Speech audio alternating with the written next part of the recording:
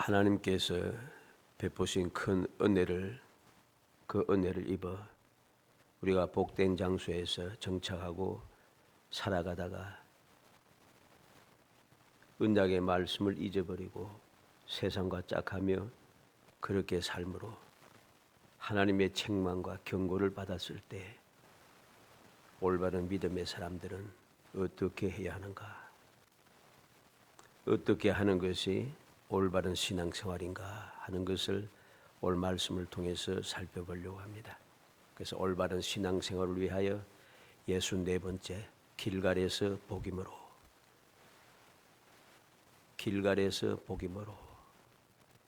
우리는 이 말씀이 아무것도 아닌 것 같지만은 중요한 말씀입니다. 하나님의 은혜를 입어서 약속의 땅에 들어오고 약속의 땅에 들어올까지 많은 은혜가 있었죠. 애굽에서 나오고 광야를 지나며 40년 동안 돌보심을 받고 홍해도 건너고 만나도 먹고 메추라기도 먹고 생수도 마시고 끝없는 은혜와 사랑이 함께했습니다. 그리고 마침내 약속의 땅에 들어오게 되었죠. 약속의 땅에 들어와서 약속의 땅을 차지하면서 잘 살았는데 어느 순간 하나님의 그 은혜를 잊어버렸다는 거죠. 하나님의 은혜를 잊어버리고 하나님과 맺은 약속도 언약도 잊어버리고 그리고 죄를 짓게 된 것입니다. 그리해서 하나님께서는 이것을 죄 지었다고 해서 팍 하지 않으시고 사람은 그렇잖아요. 내 마음에 안 들면 잘 지나가다가 내 마음에 안 들면 콱 이러잖아요. 근데 하나님은 그러지 않아요. 은혜를 베푸신 거죠. 은혜를 베푸셔서 우리를 참으시고 긍휼을 베푸셔서 또 용서하시고 이렇게 놀라운 사랑을 베풀어 주셨다는 것이죠. 오늘 말씀이 바로 그러합니다. 이렇게 은혜 받고서 그 은혜를 잊어버리고 은혜만 잊어버린 게 아니라 약속도 잊어버렸어요. 절대로 해서는 안 된다라고 하는 그 말씀까지 그들은 행하게 되었다는 것입니다. 그래서 하나님께서 그들을 찾아오셔서 말씀하신 것입니다. 길갈에서 복임으로. 오늘 1절 말씀에 뭐라고 합니까? 여호와의 사자가 길갈에서부터 복임으로 올라와 말하되 그랬습니다. 여호와의 사자가 길갈에서부터 복임으로 올라와 말하되. 그래서 여호와의 사자라는 말씀은 신학적으로 얘기하면 예수 그리스도를 의미하고 바로 하나님을 의미합니다. 하나님 본체를 의미하는 거죠. 그래서 간혹 보면은 여호와의 사자라고 하는 말씀이 계속 나올 때가 종종 있습니다. 하나님이시죠. 언약의 하나님께서 찾아오셨다는 거죠. 왜? 언약을 어겼으니까.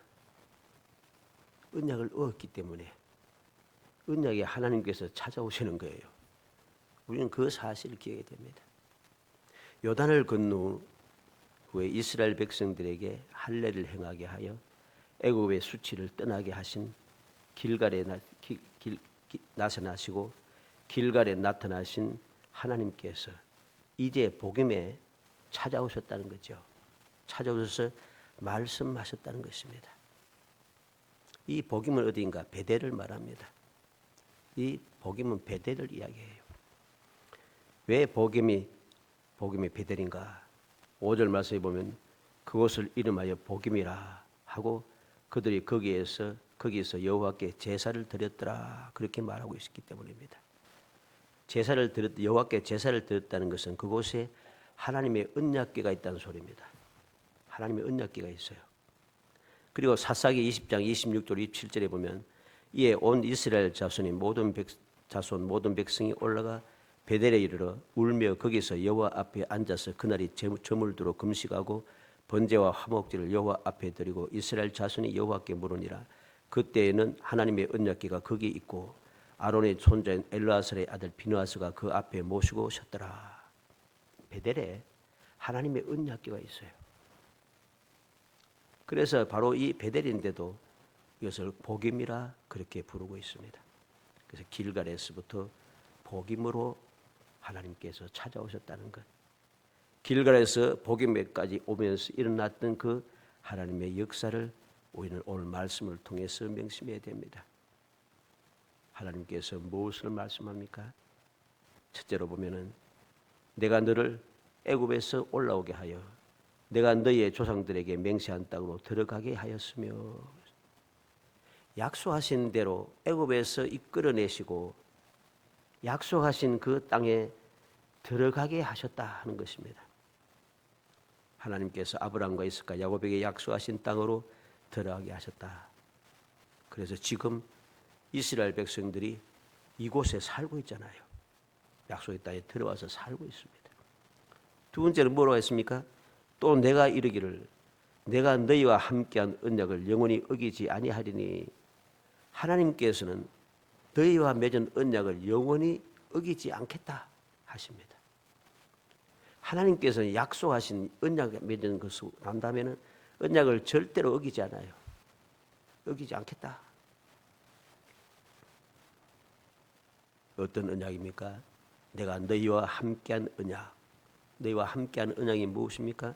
신명기 29장 10절로 15절에 보면 오늘 너희 곧 너희의 수령과 너희의 지파와 너희의 장로들과 너희의 지도자와 이스라엘 모든 남자와 너희의 유아들과 너희의 아내와 및 내 진중에 있는 객과 너를 위하여 나무를 펴는 자로부터 물깃는 자까지 다 너희의 하나님 여호와 앞에 서 있는 것은 내 하나님 여호와의 언약을에게 참여하며 또 내 하나님 여호와께서 오늘 내게 하시는 맹세에 참여하여 여호와께서 내게 말씀하신 대로 또 내 조상 아브라함과 이삭과 야곱에게 맹세하신 대로 오늘 너를 위하여 세워 자기 백성을 삼으시고 그는 친히 내 하나님이 되시려 함이니라.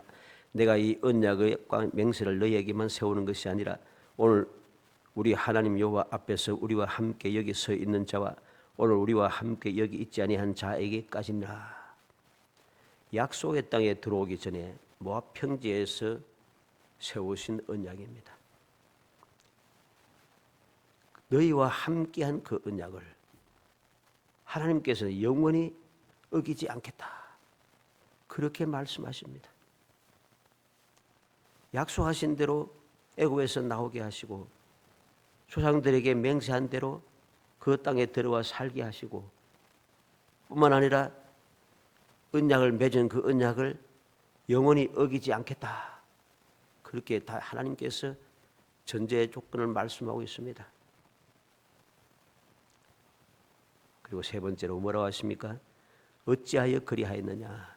2절 말씀 끝에 말씀하고 있습니다. 어찌하여 그리하였느냐. 너희는 이 땅의 주민과 언약을 맺지 말며 그들의 제단을 헐라 하였거늘 너희가 내 목소리를 듣지 아니하였으니 어찌하여 그리하였느냐. 어찌하여 그리하였느냐. 이렇게 모든 약속을 다 지키고 앞으로도 너희와 맺은 언약을 영원히 어기지 아니할 것이라고 분명히 약속했는데 너희는 왜 지금 약속을 어기느냐? 왜 약속을 어기느냐고 하나님께서 말씀하고 있는 것입니다. 왜 약속을 어기는가? 하나님께서 모세와 여호수아를 통해서 이스라엘에게 가나안 민족과 언약을 맺지 말고 교류하지 말고 우상을 섬기지 말라고 거듭거듭 강조하시며 경고했습니다. 이 말씀은 이방인과 교류하거나 결혼을 하거나 약속을 맺거나 그들의 우상을 섬기지 말라는 이 말씀은 성경에 보면 계속해서 나타납니다. 계속해서 거듭거듭 강조합니다. 그렇게까지 강조했는데 어찌하여 순종하지 않았느냐고 책망하시는 것입니다. 그리고 하나님께서 무엇을 말씀합니까? 하나님께서도 약속하신 대로 하실 것이라 그렇게 말씀하는 거죠. 3절에 있습니다.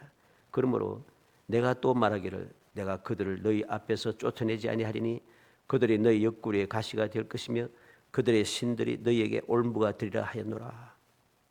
하나님께서도 너희들이 언약을 어겼으니까 나도 너희와 맺은 언약대로 내가 그들 쫓아내지 아니하고 바로 그들이 옆구리에 가시가 되고 올무 그 신들이 우상들이 내게 올무가 된다 그랬습니다. 옆구리의 가시와 올무가 된다는 것이 무슨 의미인가를 알아야 됩니다. 옆구리의 가시면 그것 정도야. 쉬운 이야기 아닙니다. 여러분들 옆구리에 가시가 찔릴 정도면 이 가시를 찌르고 이게 옆구리에 이 가시에 찔리는 이게 치명상입니다. 굉장히 치명적이에요. 근데 옆구리에 가시가 찔릴 정도 치명상을 줄 정도로 했다는 것은 무엇입니까? 나도 모르는 순간에 일어났다는 소리죠. 나도 모르는 순간에. 그리고 올무가 되리라. 올무도 역시 치명적입니다. 올무에 걸리면은 일반적으로 짐승들이 올무에 걸리면 살 수가 없어요. 살지 못합니다. 반드시 죽습니다. 막 어쩌다가 이 올무가 끊어져서 살 수 있는지 모르지만 그래도 못 삽니다. 왜? 일단 올무가 매기 지기 시작하면 올무가 끊어져도 계속 매여져 있기 때문에 그 짐승이 살 수가 없어요. 치명적이라는 것이죠. 옆구리에 가시 또 올무 이거 어떻습니까? 다 은밀한 것입니다. 은밀하고 갑작스럽게 이루어진 것입니다. 어디에 있는지 어떻게 공격하는지 알 수가 없어요. 바로 이러한 일들이 너에게 생길 것이라고 하나님께서 말씀하고 있는 것입니다. 그래서 우리는 옆구리의 가시와 올무가 되는 이 결과를 말씀을 통해서 계속해서 봅니다. 어느 순간 생각지도 못했던 사람들이 심지어는 교류를 잘하고 서로 간에 교류하면서 선물도 주고받고 하고 또 부모 형제 간에 같이 교류도 하고 서로 돈도 오고 가고 하면서 잘 지냈는데 어느 순간 뒤통수를 치는 거죠. 우리가 사무엘 이 사사기부터 시작해서 역대기까지 쭉 내용을 보면 내용이 다 그래요. 갑자기 옆구리를 치고 갑자기 올무에 걸려서 망하게 하고 고통스럽게 한다는 것이죠. 끊임없이 그들의 약속의 땅에서 뽑힐 때까지 끊임없이 옆구리의 가시와 올무의 역할이 끊임없이 이어졌습니다. 우리는 명심해야 됩니다. 약속을 어겼기 때문에 그렇게 하면 약속을 어기면은 이렇게 하리라고 하신 말씀대로 내가 그 언약을 그대로 지키기 것이다. 하나님께서도 약속하신 대로 하실 것이라고 말씀하고 있다는 것이죠. 우리는 기억해야 되겠습니다. 이러한 일을 만나지 않기 위해서 우리는 어떤 일을 해야 되겠습니까? 약속을 온전히 지키기 위해서 내가 무엇을 해야 되겠습니까? 정신을 차려서 우리가 결사각오를 가지고 신앙생활을 해야 하는 겁니다. 사람들은 오늘날은 편안하잖아요. 하고 싶은 거 다 하고 누가 말리는 사람도 없고 강제하는 것도 없고 옛날 구약시대처럼 잘못하면은 하나님의 진노가 임해서 바로 죽고 이런 거 없잖아요. 그러니까 사람들이 나태해진 거예요. 나태해져서 결사적이지 못해요. 지금은 그렇게 하나님께 징벌이 바로 오는데도 눈앞에 오는데도 이들이 이렇게 하나님의 뜻을 어기면서 죄를 짓잖아요. 그런데 아무 문제가 없으니까 어떻게 했어요? 두말할 필요가 없어요. 말씀을 안 지키는 거예요. 신앙생활 올바로 안 하는 거예요. 왜 그렇게 됩니까? 결사적인 각오가 없기 때문입니다. 초대교회에 주님께서 이 땅에 오시고 이제 모든 죄를 사시고 모든 목적을 이루신 다음에 하늘로 다시금 올라가시고 그 다음에 이제 복음이 전파되기 시작하지요. 무슨 역사가 같이 됩니까? 고난이 시작되었습니다. 생각지도 못한 고난이 끊임없이 이어졌다는 것이죠. 그 고난으로 인해서 오늘날 우리는 상상조차 할 수 없는 그런 핍박이 순교의 역사가 끊임없이 났지 않습니까? 그런데도 그들은 믿음을 지켜요. 물론 배도하는 사람도 없지 않아 있긴 합니다만은 많은 믿음의 사람들이 대부분의 믿음의 사람들이 그 죽음에 이르면서까지도 믿음을 지켜요.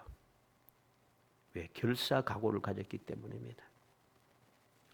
그래서 히브리서 12장 4절 5절에 너희가 죄와 싸우되 아직 피 흘리기까지는 대항하지 아니하고 또 아들들에게 권하는 것 같이 너에게 권면하신 말씀도 잊었도다. 일러스되 내 아들아 주의 징계하심을 경히 여기지 말며 그에게 꾸지람을 받을 때 낙심하지 말라. 죄와 싸우되 피 흘리기까지 싸우지 않았다.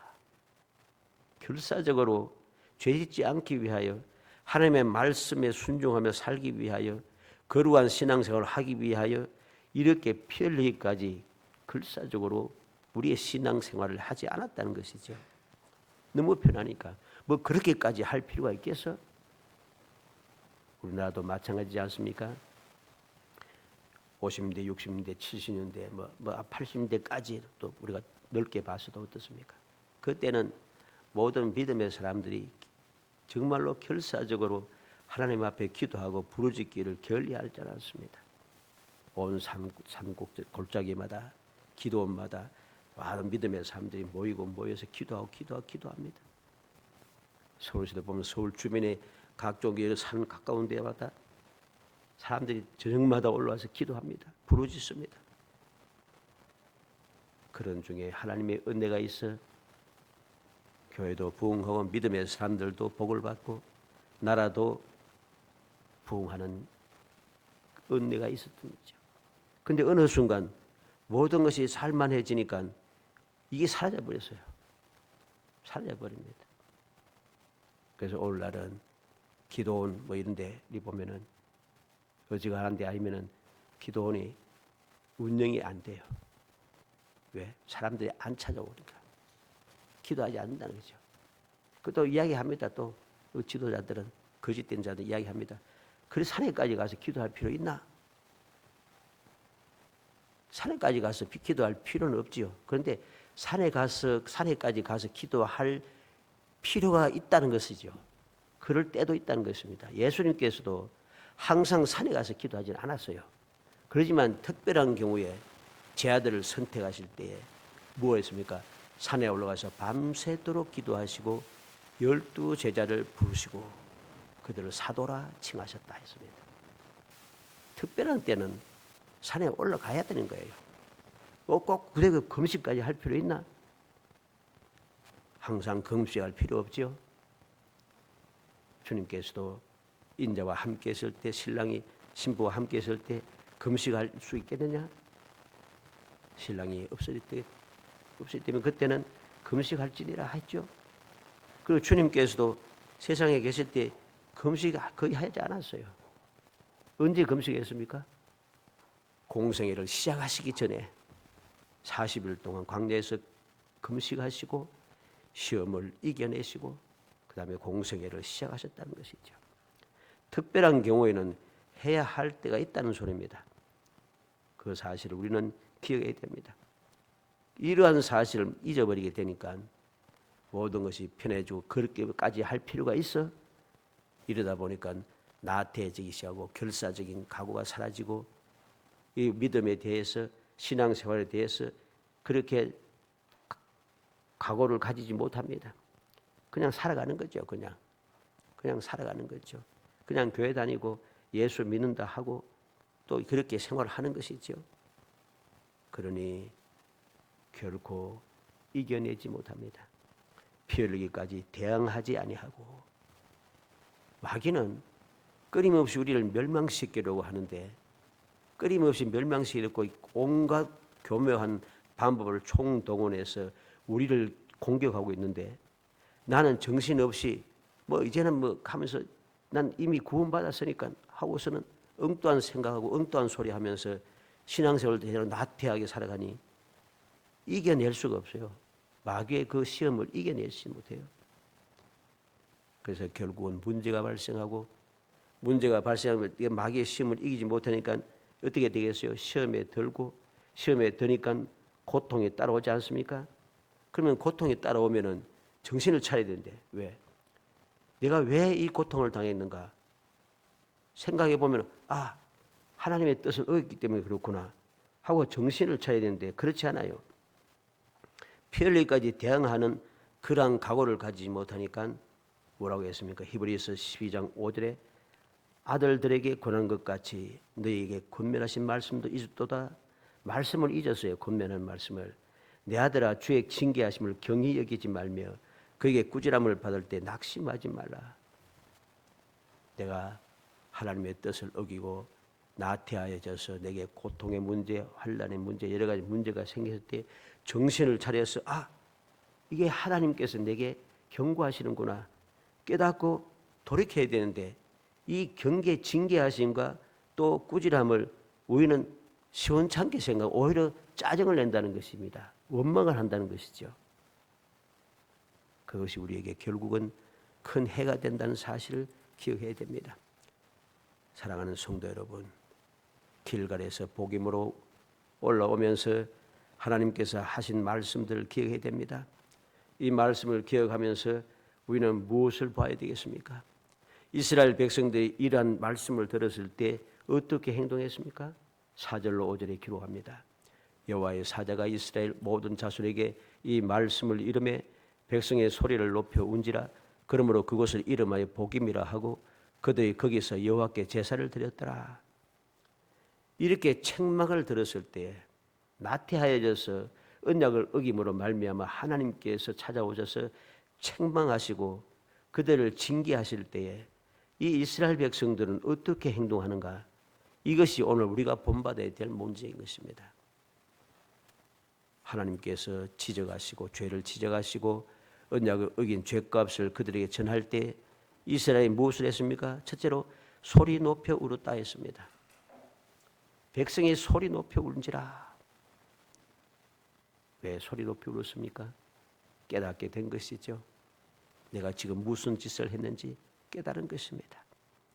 예레미야 31장 9절에 그들이 울며 돌아오리니 나의 인도함을 받고 간구할 때 내가 그들 넘어지지 아니하고 물 있는 계곡의 고든 길로 가게 하리라. 나는 이스라엘의 아버지요 에브라임은 나의 장자니라. 하나님께서 예레미야 선지자를 통해서 택한 백성들을 반드시 뽑아서 이방 땅으로 흩을 것을 말씀하셨지만은 그래도 다시 말씀합니다. 울며 돌아오리니, 울며 돌아오니, 회개하고 돌아온다는 소리죠. 울며 돌아올 때 하나님께서 무엇을 약속하십니까? 그들을 인도하신다는 거죠. 그들을 인도하시고 넘어지지 않게 하시고 물 있는 계곡의 고든 길로 가게 하시고 바로 하나님의 자녀로, 하나님께 자녀로 인정하신다는 것이죠. 에스겔 9장 4절에는 여호와께서 이르시되 너는 예루살렘 성읍 중에 순행하여 그 가운데에서 행하는 모든 가증한 일로 말미암아 탄식하며 우는 자의 이마에 표를 그리라 하시고, 하나님께 에스겔 선지자를 통해서 말씀해 주었습니다. 예루살렘 성읍 중에 다니면서 그 가운데 행하는 모든 악한 일, 즉 가증한 일을 보면서 탄식하며 우는 사람들, 탄식하며 우는 그 사람들 이마에 표를 그리라 했습니다. 왜 표를 그리라 하십니까? 가증한 자들 모두 죽이실 때 그들 보호하기 위해서라고 에스겔 9장 4절 이하에 보면 자세히 기록하고 있습니다. 그들 보호하기 위해서 우는 자들 보호하기 위해서 이마에 표를 그리라고 말씀하신 것이죠. 마태복음 5장 4절에 애통하는 자는 복이 나니 그들이 위로를 받을 것이며 그랬습니다. 우리는 애통하는 사람이 되어야 됩니다. 예수님께 우리에게 가르쳐 주신 대로 애통하는 사람이 되어야 됩니다. 나의 죄에 대하여서, 내 어리석음에 대해서, 약속을 어김에 대하여서, 신앙생활을 올바로 하지 못함에 대하여서 우리는 애통하는 사람이 되어야 한다는 것입니다. 그래야 할 때 우리는 하나님의 위로를 받을 수 있기 때문이죠. 하나님의 위로를 받아야지 우리가 모든 것을 회복하고 천국의 삶을 살 수 있는 것입니다. 요한계시록 7장 16절로 17절에 보면 그들이 다시는 줄이지도 아니하며 목마르지도 아니하고 해나 아무 뜨거운 것 기운에 상하지도 아니하리니 이는 보좌 가운데 계신 어린 양이 그들의 목자가 되사 생명수 샘으로 인도하시고 하나님께서 그들의 눈에서 모든 눈물을 씻어 주실 것임이라 그랬습니다. 하나님께서 큰 환난을 이긴 어린 양의 피로 옷을 씻어 희게 한 사람들, 밤낮 성전에서 하나님을 섬긴 그 사람들을 보호하여서 그들의 눈에서 모든 눈물을 씻어주겠다고 약속하십니다. 다시는 울 필요가 없어진다는 거죠. 계시록 21장 4절에는 모든 눈물을 그 눈에서 닦아주시리니 다시는 사망이 없고 애통하는 것이나 곡하는 것이나 아픈 것이 다시 있지 아니하리니 그랬습니다. 모든 눈물을 다 닦아 없이 하겠다는 거죠. 다시는 죽을 일이 없습니다. 다시는 슬픈 일이 없습니다. 다시는 괴로운 일이 없습니다. 다시는 우리의 질병이 그 아픈 일이 생기지 않습니다. 그러니 모든 눈물이 어떤 종류의 눈물이든지 다 사라지게 된 것이죠.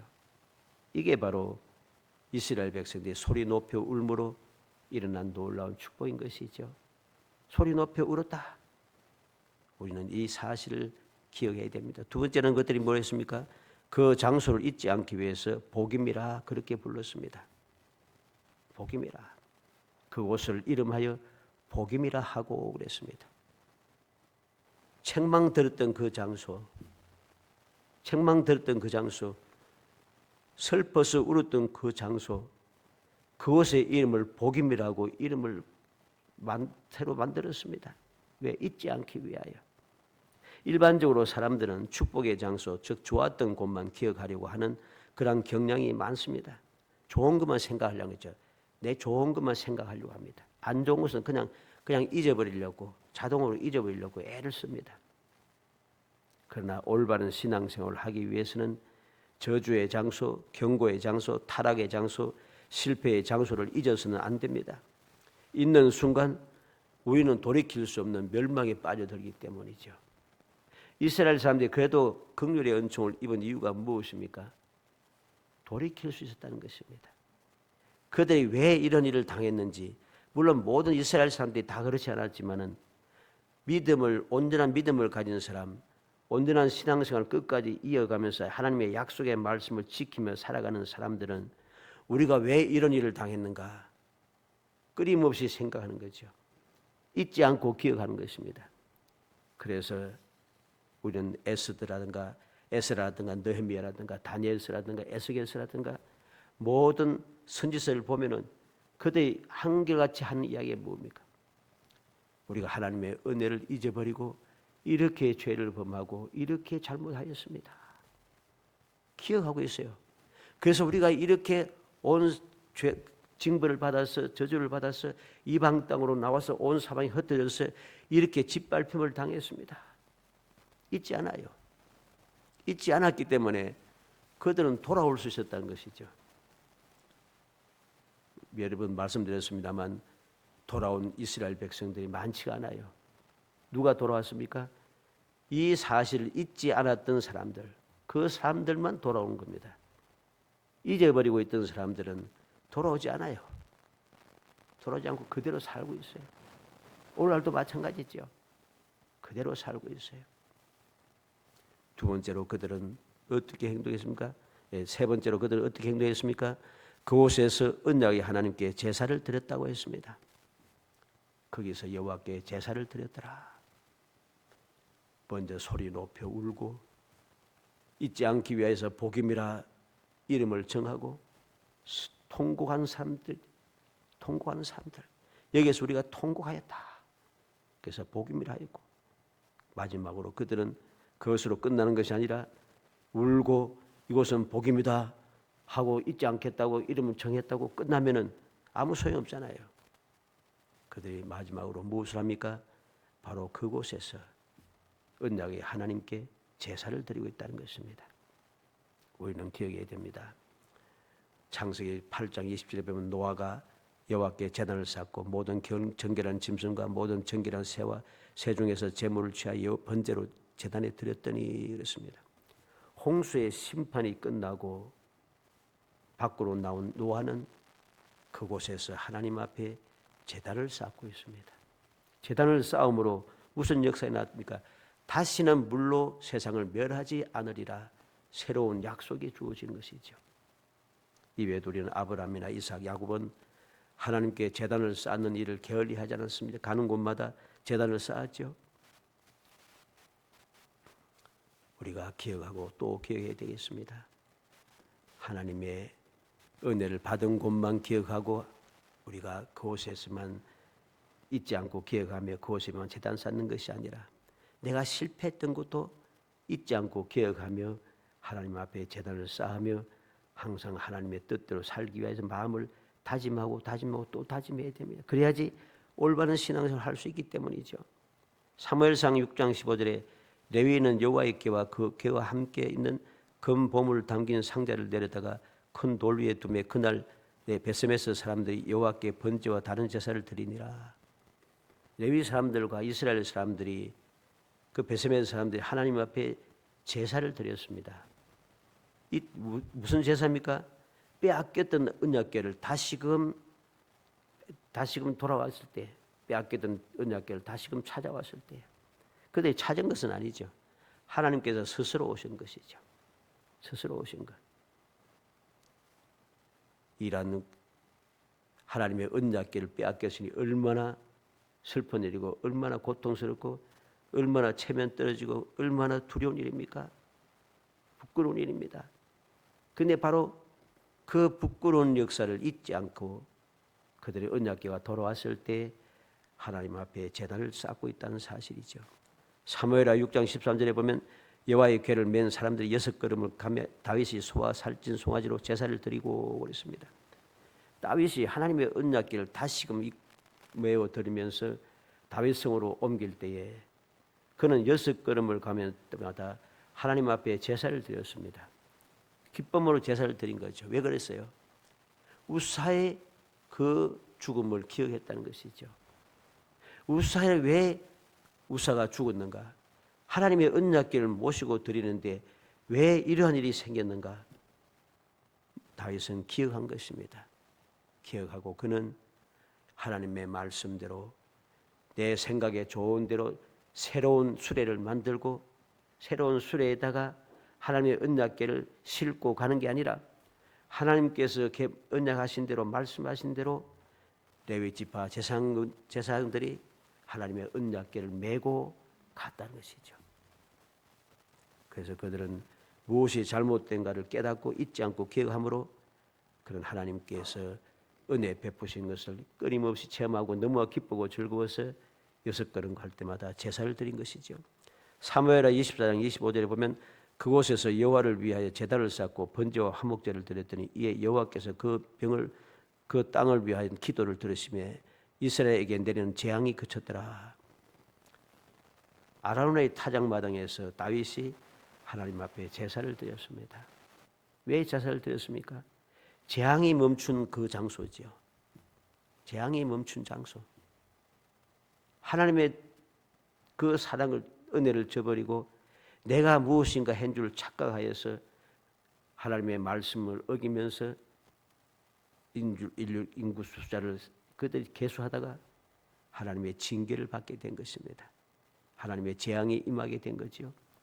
재앙이 멈춘 바로 그 장소. 그 장소를 잊지 않고 하나님께서 말씀하신 대로 다윗은 그곳에 제단을 쌓았습니다. 제단을 쌓은 그곳이 어떤 곳이 되었습니까? 바로 예루살렘 성전이 된 것이죠.